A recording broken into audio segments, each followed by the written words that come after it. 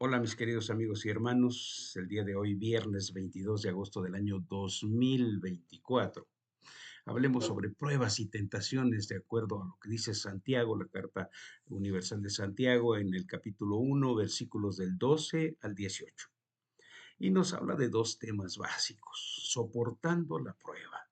Dice el 1:12, bienaventurado el varón que soporta la tentación, porque cuando haya resistido la prueba, recibirá la corona de la vida que Dios ha prometido a los que le aman. Empieza con esa palabra bienaventurado, es una palabra que en el Nuevo Testamento aparece 50 veces y recordamos que Santiago toma mucho de su información acerca de, bueno, de sus temas, los toma del Sermón del Monte y de los Proverbios. Ahora, ¿quién es este hombre al que la Biblia llama bienaventurado? Se trata de la persona que encuentra su felicidad plena en Dios. Puede ser pobre, humilde, hambriento o perseguido, pero es feliz. Eso parece una contradicción. Desde una perspectiva mundana, solamente el rico y el que está seguro pueden ser felices. Pero la escritura dice que el hombre que persevera, o sea, que soporta, como si fueran columnas en un edificio, bajo la prueba, es bienaventurado. Ahora, la prueba es una circunstancia que aparentemente es adversa, conflictiva, a veces es intensa, pero que Dios permite con efecto de bendición para el que la recibe. Por ejemplo, Dios quiere que yo estimule mi fe, que la haga más sólida, que vaya creciendo en fe y permite un conflicto en mi vida para que yo descanse solamente en Cristo por medio de la fe. También sabe que yo tengo propensión a ser muy orgulloso, así que permite que vengan dificultades en mi vida para que me hagan descender a una posición de humildad, para que pueda ser bendecido. A veces no sabemos por qué vienen las pruebas, pero lo que sí sabemos es que las pruebas son bendición para nuestras vidas, son permitidas por Dios para nuestro crecimiento espiritual. Dios prueba la fe del hombre, así como lo hizo, por ejemplo, con Job. La fe no probada y falsa no tiene valor. Dios quiere que el creyente se acerque a Él en la época de la prueba para darle la fuerza para perseverar. Dios está interesado no está interesado en ver caer al creyente ni en verlo fracasar, sino que Él desea verlo perseverar, luchar y triunfar. Así que pasar la prueba tiene una promesa muy interesante. Dice, recibirá la corona de la vida. Y esta es la misma expresión que Jesús promete a los fieles de la iglesia de Esmirna. ¿Se acuerdan las cartas en el Apocalipsis? Apocalipsis 2:10. Y aquí, pues no se está refiriendo a la vida eterna, sino se está refiriendo a, a esa relación personal con Dios. La corona de la vida se trata de las bendiciones de Dios en nuestra íntima relación con Él. Por eso dice el Salmo 16:11, me mostrarás la senda de la vida. En tu presencia hay plenitud de gozo, delicias a tu diestra para siempre. Eso es la corona de la vida. Pero también sigue diciendo Santiago en los capítulos del 13, en los versículos del 13 al 15, cuando alguno es tentado, no diga que es tentado de parte de Dios, porque Dios no puede ser tentado por el mal, ni él tienta a nadie, sino que cada uno es tentado cuando de su propia concupiscencia es atraído y seducido. Entonces la concupiscencia, después que ha concebido, da a luz el pecado, y el pecado, siendo consumado, da a luz la muerte.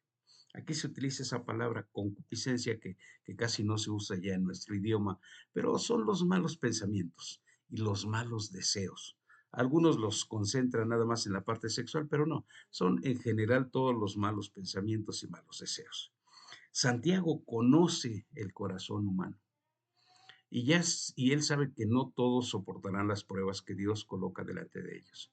Por eso advierte que no deben culpar a Dios, sino entender la causa y el resultado de la tentación.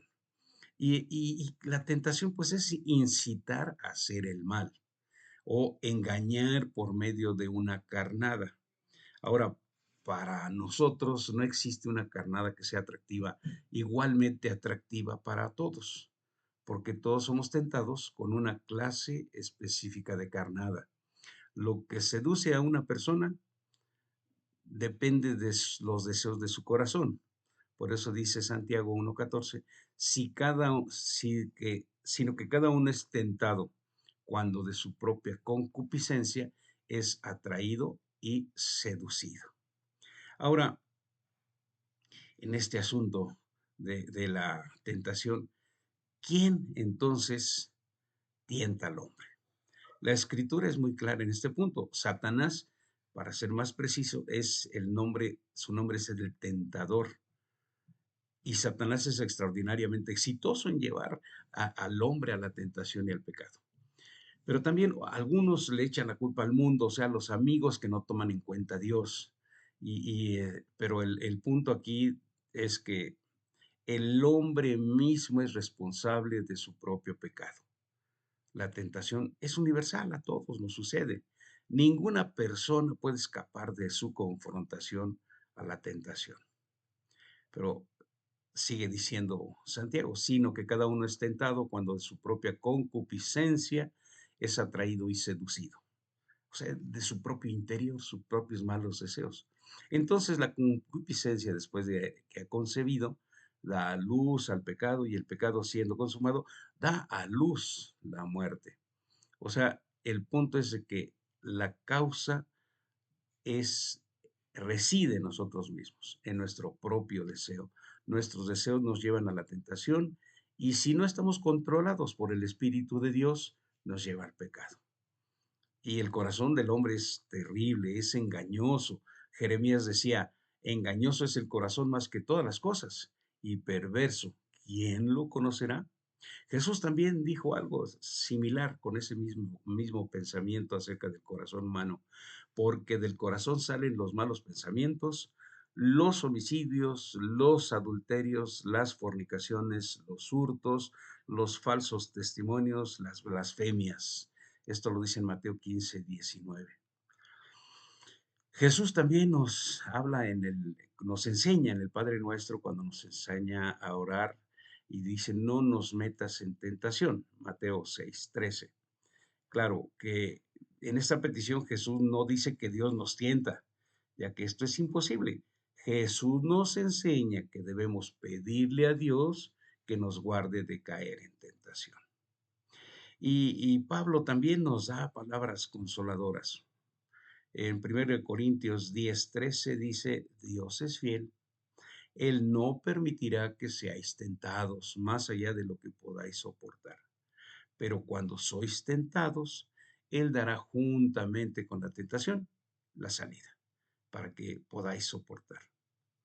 Y aquí también Santiago pues nos da una ilustración muy interesante. La idea de un bebé, una criatura que está en el punto de su concepción, pasando por su nacimiento y madurez hasta llegar a la muerte. Así que él retrata la escena en unas pocas cláusulas que coloca en forma paralela. Dice, entonces la concupiscencia, después que ha concebido, da a luz el pecado y el pecado siendo consumado, da a luz la muerte. Para que lo entendamos bien. Pero no nos quedamos ahí. En los versículos 16 al 18 dice de la siguiente manera, amados hermanos míos, no erréis. Toda buena dádiva y todo don perfecto desciende de lo alto, del Padre de las luces, en el cual no hay mudanza ni sombra de variación. Él, de su voluntad, nos hizo nacer por la palabra de verdad, para que seamos primicias de sus criaturas. Entonces aquí Santiago, que es un pastor, un buen pastor y que entiende lo que está sucediendo en el corazón de la gente, recordamos que son judíos, cristianos, dispersos lejos de su hogar, de sus posesiones, y sabe que la vida de ellos es difícil y también sabe que pues han comenzado a tener sus quejas, a veces hasta contra Dios. Así que Santiago, como experto, les aconseja, amados hermanos, y les advierte que no se dejen engañar. Así que él quiere que ellos consideren la persona y los atributos de Dios. O sea, volteen a ver a Dios. Debemos centrar nuestra atención en quién es Dios y qué es lo que Él da. Él es bueno. Dios es la bondad personificada. Es la fuente de todo lo bueno, ya que lo bueno tiene su origen en Él. También Él, bueno, Santiago dice, miremos al cielo, donde de día se verá el brillante sol, la luz del sol, y de noche la luz que se refleja en la luna y las titilantes estrellas. Dios es el creador de esas luminarias. Él mismo no es otra cosa que luz. Y dice 1 Juan, Dios es luz y en él no hay ninguna oscuridad. Así que Dios no puede existir en la oscuridad. La oscuridad no existe ante la presencia de Dios, más bien. En esta luz, Dios exhibe su santidad, su bondad, su amor, su integridad y su inmutabilidad. Así que, mis queridos hermanos, al final dice, Él de su voluntad nos hizo nacer por la palabra de verdad para que seamos primicias de sus criaturas. Y entonces, al hablar de esta idea de nacer, que nos hizo nacer, nos está diciendo que podemos resistir la tentación, podemos pasar las pruebas porque somos creyentes, porque somos hechos por pura gracia de la voluntad de Dios. Además, somos sus primicias. Él decidió hacernos nacer. Hemos nacido por obra de su voluntad salvadora. Nosotros no lo escogimos a Él, al contrario. Él nos escogió a nosotros y nos salvó de la muerte. Nos dio nueva vida en Cristo. Él nos da nueva vida por medio de ese nacimiento espiritual.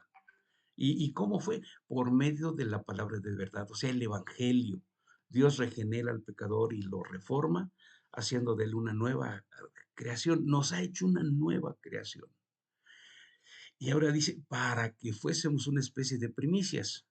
O sea, Dios nos creó, nos regeneró y nos renovó. Somos obra de sus manos. Somos su posesión preciada. Y con esto concluimos, eres posesión preciada para Dios, porque Él ha pagado y le costó caro. La salvación cuesta, pero le costó al Señor Jesucristo. A nosotros nada. Para nosotros es gratuita por pura gracia, por medio de la fe. Pero a Dios le costó su propio Hijo.